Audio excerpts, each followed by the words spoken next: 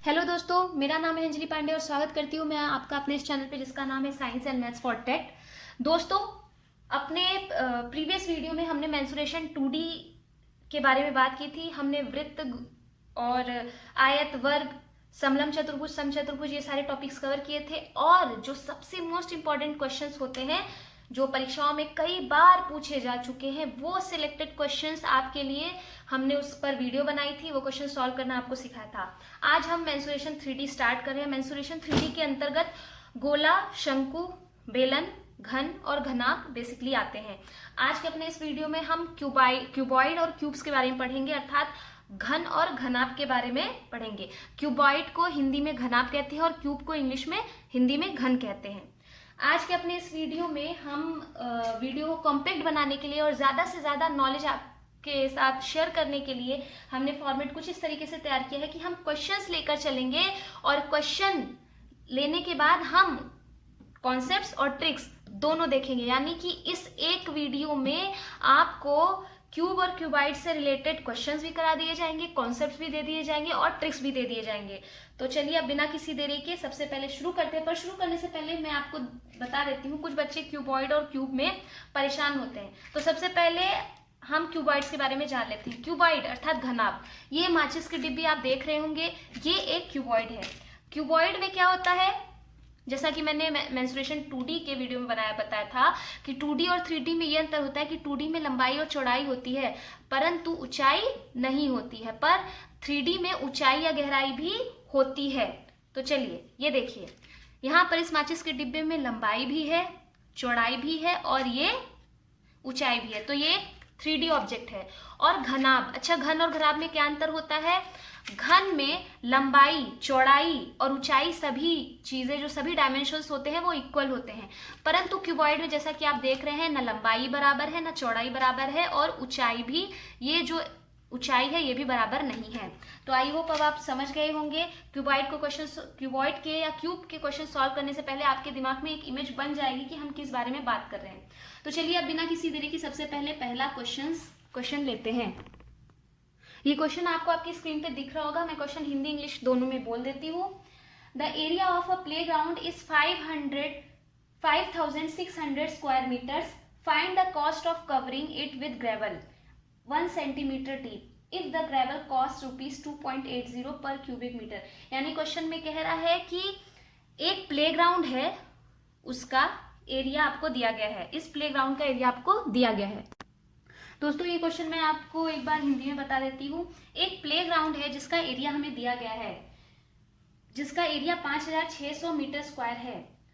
अगर इस play ground को हम मिट्टी कंकड़ से ढकना चाहें 1 सेंटीमीटर की गहराई तक, कितनी गहराई तक? 1 सेंटीमीटर की गहराई तक, और अगर मिट्टी कंकड़ पत्थर से ढकने का जो कॉस्ट है वो अगर 2.80 रुपए पर मीटर क्यूब के हिसाब से आता है, तो पूरे प्लेग्राउंड को कवर करने में कितने रुपए लगेंगे ये हमें बताना है।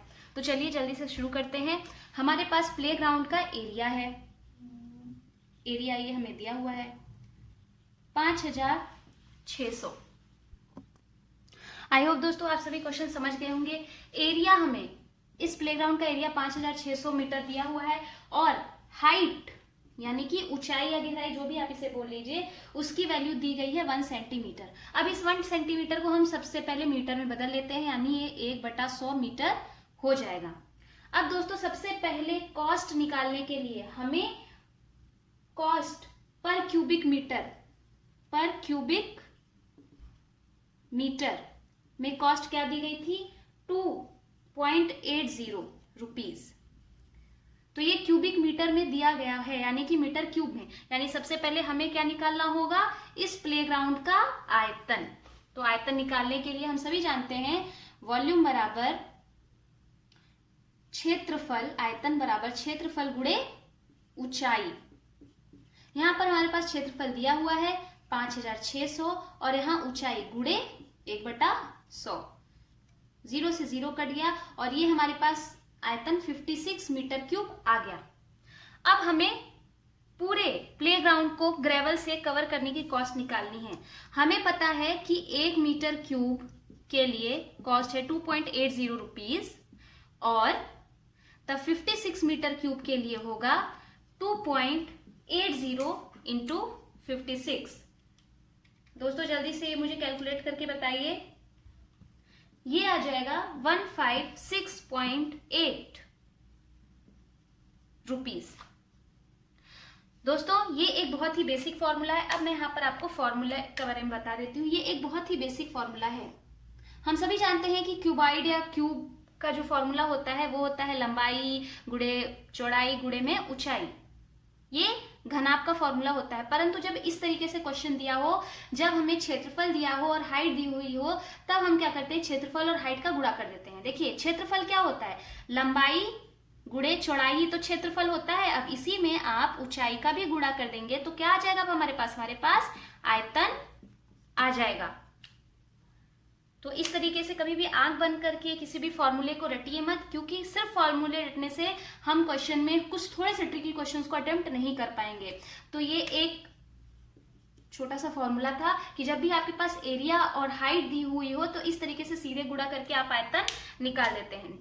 अब चलिए अब एक दूसरा क्वेश्चन देखते हैं। ये दूसरा क्वेश्चन आपको आपकी स्क्रीन पे दिख रहा होगा। ये दूसरा क्वेश्चन बहुत ही बेसिक क्वेश्चन है जो सिर्फ फॉर्मूला बेस है, इस पे ध्यान दीजिए। पहले मैं इंग्लिश में बोल देती हूँ। Find the volume of a cuboid 90 metres by 50 metres by 75 centimetre. एक घनाभ का आयतन हमें निकालना है जिसकी विमाएं कुछ इस तरीके से हैं, 9 गुणे 50 गुणे 75। 9 गुणे 50 गुणे 75। इनमें से एक इसकी लंबाई होगी, कोई भी एक इसकी लंबाई, कोई एक इसकी चौड़ाई और कोई एक इसकी ऊंचाई होगी। तो हम सभी जानते हैं कि घनाभ का आयतन बराबर लंबाई गुणे चौड़ाई गुणे ऊंचाई होता है। ये मैं थोड़ा अच्छे से लिख देती हूँ। आयतन, ये सभी आप सब नोटबुक में इसको नोट कर लीजिए, लंबाई गुणे चौड़ाई गुणे में ऊंचाई। अब यहाँ पर हमें ये सारी चीजें ऑलरेडी दे रखी हैं इस क्वेश्चन में। इस क्वेश्चन में हमें कंफ्यूज होने की जरूरत नहीं है। 90 गुणे 50 गुणे 75। अब हम इनका गुणा करके आंसर सीधे सीधे निकाल सकते हैं। ये बहुत ही सिंपल सा क्वेश्चन था दोस्तों, सिर्फ फॉर्मूला बेस पे। ये क्वेश्चन मैंने सिर्फ आप लोगों की रिवीजन के लिए लिया है ताकि आप सबको फॉर्मूला रिवाइज होता रहे। मीटर क्यूब, तो ये बहुत ही सिंपल सा फॉर्मूला था और बहुत ही सिंपल सा क्वेश्चन भी था।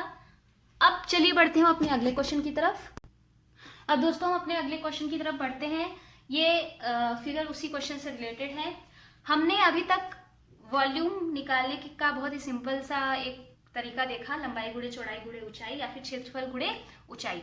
अब एक ऐसे क्वेश्चन की तरफ बढ़ते हैं जो कि एग्जाम में आ चुका है पर थोड़ा सा ट्रिकी है और इसमें आयतन ही निकालना है। क्वेश्चन आपकी स्क्रीन पर दिख रहा होगा, मैं पढ़ देती हूँ। Area of the base of a cuboid is 9 square metres. Area of side face and area of other side face are 16 square metres and 25 square metres respectively. Find the volume of the cuboid. इसमें दोस्तों हमारे पास लंबाई ऊंचाई चौड़ाई ये सारी चीजें नहीं दी हुई हैं। इस क्वेश्चन में बोल रहा है कि ये जो बेस है, बेस यानी कि किसी भी क्यूबॉइड का, जैसे मान लीजिए ये माचिस की डिब्बी आपकी क्यूबॉइड है, बेस यानी ये जो नीचे जमीन पर जो हिस्सा टच हो रहा है, इस बेस का एरिया हमारे पास दिया गया है। उसके बाद बोल रहे हैं कि दूसरी साइड, यानी एक साइड ये, इसे इंग्लिश में फेस कहते हैं, और दूसरी ये, इन दोनों फेसेस का या फिर किसी भी फेस का, मान लीजिए ये या ये, किसी भी फेस का एरिया हमारे पास दिया हुआ है। जैसा कि क्वेश्चन में आप देख रहे हैं, बेस का एरिया दिया हुआ है और किसी भी दो अदर फेसेस का एरिया, सम्मुख भुजाओं, सम्मुख साइड का एरिया हमारे पास दिया हुआ है। और क्वेश्चन में बोला है आयतन निकालो। तो आयतन निकालने के लिए हम क्या करेंगे, अभी तक हम फॉर्मूला पढ़ रहे थे, आयतन बराबर लंबाई गुणे चौड़ाई गुणे में ऊंचाई। पर अब हम क्या करेंगे, हमें कुछ नहीं करना है दोस्तों। इसका एक बहुत ही सिंपल सी ट्रिक है, इस क्वेश्चन की एक बहुत ही इजी ट्रिक है। लोग क्वेश्चन में कंफ्यूज हो जाते हैं और आयतन नहीं निकाल पाते हैं। जब भी हमारे पास A1, A2, A3 यानी किसी भी फेस की वैल्यू या फिर क्षेत्रफल दिया हुआ हो तो हमें कुछ नहीं करना है। आयतन निकालने के लिए हमें इन तीनों का गुणा करके उसका स्क्वायर रूट निकाल लेना है, इस तरीके से। अब हमारे पास क्वेश्चन में A1 की वैल्यू दी हुई है 90, सॉरी A1 की वैल्यू दी हुई है 9 मीटर स्क्वायर, A2 की वैल्यू दी हुई है 16 मीटर स्क्वायर और A3 की वैल्यू दी गई है 25 मीटर स्क्वायर। हमें इन तीनों को इस फॉर्मूले में रख देना है। तो चलिए आइए रखते हैं। V बराबर 9 गुणे 16 गुणे 25। इन्हें गुणा करने पर 3600 आएगा और 60 मीटर क्यूब। ये हो गया हमारा आंसर। यानी जब भी आपके पास घनों की जो साइड होती है, जो फेसेस होती हैं, ये आमने सामने वाली जो फेसेस होती हैं, इनकी जब वैल्यू दी रहे तो हम क्या करते हैं, हम 3 फेसेस की क्षेत्रफल को गुणा कर देते हैं और लास्ट में उनका स्क्वायर रूट निकाल देते हैं। वो हमारा आयतन हो जाता है। अब चलिए दोस्तों हम बढ़ते हैं अपने अगले क्वेश्चन की तरफ। दोस्तों अगला क्वेश्चन आपको अपनी स्क्रीन पे दिख रहा होगा। मैं क्वेश्चन पढ़ देती हूँ। The area of the cardboard needed to make a box of size 25 into 15 into 8 centimetre will be. यानी हिंदी में एक 25 गुणे 15 गुणे 8 सेंटीमीटर क्यूब का बॉक्स बनाने के लिए हमें जो कार्डबोर्ड चाहिए उसका क्षेत्रफल क्या होगा। ये क्वेश्चन दोस्तों बहुत ही इंटरेस्टिंग है, बहुत ही कॉन्सेप्ट बेस्ड है। जिनको कॉन्सेप्ट्स के बारे में नहीं पता होगा वो ये क्वेश्चन अटेम्प्ट नहीं कर पाएंगे। दोस्तों सबसे पहले हम देखते हैं कि इसके पीछे कॉन्सेप्ट क्या है। हम सभी जानते हैं एक फॉर्मूला, घनाभ में एक फॉर्मूला आता है टोटल सरफेस एरिया। ठीक है, टोटल सरफेस एरिया, इसका फॉर्मूला होता है 2 लंबाई गुणे चौड़ाई धन चौड़ाई गुणे ऊंचाई धन ऊंचाई गुणे लंबाई। ये हम सभी को पता है और इस क्वेश्चन में यही चीज निकालनी है आपको। पर क्वेश्चन में लैंग्वेज को थोड़ा सा उन्होंने घुमा दिया है। उन्होंने बोला है कि उस कार्डबोर्ड का एरिया निकालिए। तो कॉन्सेप्ट यहाँ यही होता है कि जिसने ये समझ लिया कि कार्डबोर्ड का एरिया यानी कि टोटल सरफेस एरिया ही होता है। जब भी हमसे कोई चीज पूछे, कोई ऐसा क्वेश्चन पूछे कि किसी भी दी हुई आकृति, मान लीजिए इसी बॉक्स को, माचिस किसी डब्बे को बनाने के लिए कितने इस कार्डबोर्ड का कितना क्षेत्रफल लगा होगा, तो उसके लिए हमें क्या निकालना होगा, टोटल सरफेस एरिया। शंकु या फिर बेलन, किसी भी क्वेश्चन में अगर ऐसी चीज पूछी जाए कि इसको बनाने के लिए कितना कार्डबोर्ड लगाया, कितना मटेरियल लगा, उसका क्षेत्रफल बताओ, तो हम सीधे सरफेस एरिया निकाल देंगे। तो अब मुझे ऐसा लग रहा है कि आप सभी को ये कॉन्सेप्ट क्लियर हो गया होगा। तो आइए चलिए इसका सरफेस एरिया हम निकालते हैं। सबसे पहले हम लिख लेते हैं यहाँ पर लंबाई की वैल्यू दी गई है 25, चौड़ाई की वैल्यू दी गई है 15 और ऊंचाई की वैल्यू दी गई है 8। सारी वैल्यू सेंटीमीटर में है। दोस्तों ये 25 गुणे 15 गुणे 8 इस तरीके से अगर दिया गया है तो आपको कंफ्यूज नहीं होना है। ये लंबाई, ये चौड़ाई, ये ऊंचाई। अगर आप इन्हें ऐसे पलट के भी मान लेंगे, जैसे अगर इसे ऊंचाई मान लेते हैं, इसे चौड़ाई, इसे लंबाई मान लेते हैं, तो भी इस फॉर्मूले में रखने पर कोई भी चीज उल्टी पुल्टी नहीं होगी। आंसर आपका उतना ही आएगा, चाहे आप क्वेश्चन सॉल्व करके भी इस तरीके से देख लीजिए। चलिए अब ये हम इस फॉर्मूले में रख लेते हैं। 25 गुणे 15 धन 15 गुणे 8 धन 8 गुणे 25। अब इन सबको सॉल्व करने के बाद हमारा आंसर आएगा 1390 सेंटीमीटर स्क्वायर। ये हमारे कार्डबोर्ड का एरिया आ जाएगा यहाँ पर। अब चलिए दोस्तों बढ़ते हैं अपने अगले क्वेश्चन की तरफ। दोस्तों आप अपना अगला क्वेश्चन स्क्रीन पर देख पा रहे हो। दोस्तों इस क्वेश्चन में हमारे पास लंबाई, चौड़ाई और ऊंचाई का योग दिया गया है जो कि है 25 सेंटीमीटर और हमारे पास विकर्ण, जिसे हम डी से रिप्रेजेंट करेंगे, विकर्ण की वैल्यू दी गई है कितनी, 15 सेंटीमीटर और हमसे पूछा है टोटल सरफेस एरिया।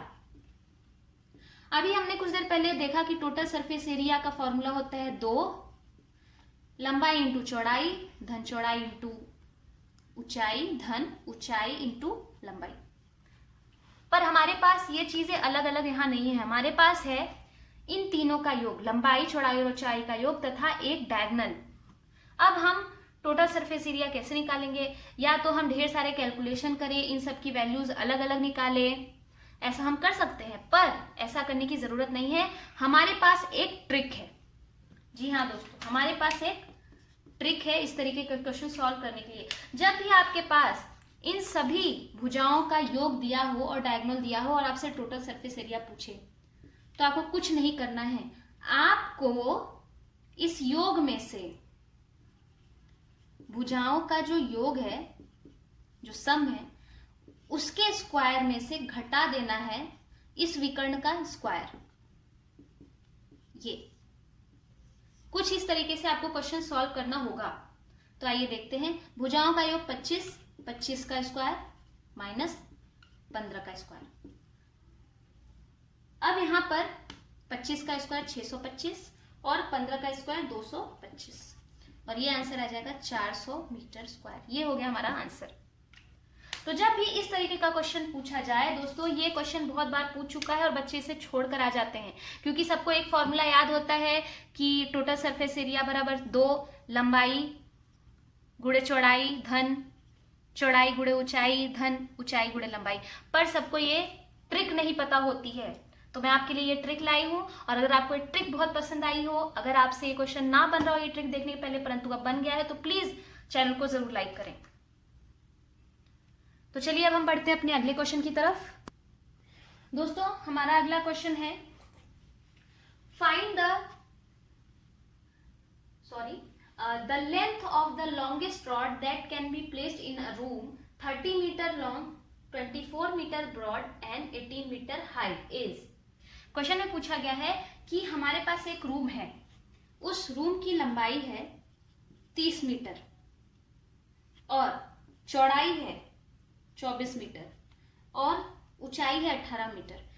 इस रूम में ये सीधा सा एक घनाभ बन गया। हमारा रूम एक घनाभ है। पूछा गया है कि इस रूम में, जिस रूम की विमा इतनी है, इस रूम में सबसे बड़ी लंबाई का रॉड जो रखा जा सकता है, उस रॉड की लंबाई कितनी होगी?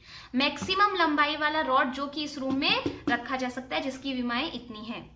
जिन बच्चों ने मेरा प्रीवियस वीडियो देखा होगा, उन्होंने तुरंत समझ लिया होगा कि इस क्वेश्चन में हमें निकालना क्या है। जी हाँ दोस्तों, इस क्वेश्चन में हमें विकर्ण निकालना है। मैंने अपने पिछले वीडियो में बताया था कि अगर किसी वर्गाकार बॉक्स में या फिर किसी आयताकार बॉक्स में आपसे पूछा जाए कि वो लंबी से लंबी रॉड या छड़ की लंबाई आपको ज्ञात करनी है जो कि इसके अंदर रखा जा सके, तो हमें कुछ नहीं सोचना है, हमें सीधे विकर्ण डी की वैल्यू निकाल देनी है। तो चलिए, मैं उम्मीद करती हूँ कि आप सभी को समझ में आ गया होगा। अब यहाँ पर विकर्ण डी, घनाभ में जो विकर्ण डी की वैल्यू होती है वो होती है डी डायगोनल बराबर अंडर रूट लंबाई का स्क्वायर धन में चौड़ाई का स्क्वायर धन में ऊंचाई का स्क्वायर। अब ये सारी वैल्यू हम यहाँ रख देते हैं। 30 का स्क्वायर प्लस 24 का स्क्वायर प्लस 18 का स्क्वायर। इन सभी को सॉल्व करने के बाद और ये वैल्यू आएगी 30√2 मीटर, यानी इस लंबाई का 30√2 मीटर। इसको हम √2 को अगर हटाना चाहें तो हटा भी सकते हैं, √2 से इसमें गुणा करके 42.42 मीटर, यानी इतनी लंबी रॉड, मैक्सिमम इतनी लंबी रॉड हम इस रूम में रख सकते हैं। इससे लंबी रॉड हम इस रूम में नहीं रख सकते हैं। मैक्सिमम इतनी लंबी रॉड है जो इस रूम में फिट आ जाएगी। तो दोस्तों आज का ये वीडियो यहीं समाप्त होता है। अगले वीडियो में हम क्यूब के बारे में पढ़ेंगे, क्यूब से रिलेटेड क्वेश्चन देखेंगे। आज के अपने इस वीडियो में हमने आयतन निकालना सीखा, हमने टोटल सरफेस एरिया निकालना सीखा और हमने डायगोनल निकालना सीखा। इससे और टिपिकल क्वेश्चंस भी आपको आने वाले अगले वीडियो में मिलेंगे। ये बहुत ही बेसिक था, पर फिर भी इसमें कुछ ऐसे क्वेश्चंस थे जो आपने, मुझे उम्मीद है कि आपने पहली बार देखे होंगे और वो फॉर्मूलेज भी आपने पहली बार देखे होंगे। तो जल्दी से मेरे इस वीडियो को सब्सक्राइब कर दीजिए, लाइक कर दीजिए, कमेंट करिए और ज्यादा से ज्यादा शेयर करिए। मिलते हैं अगले वीडियो में।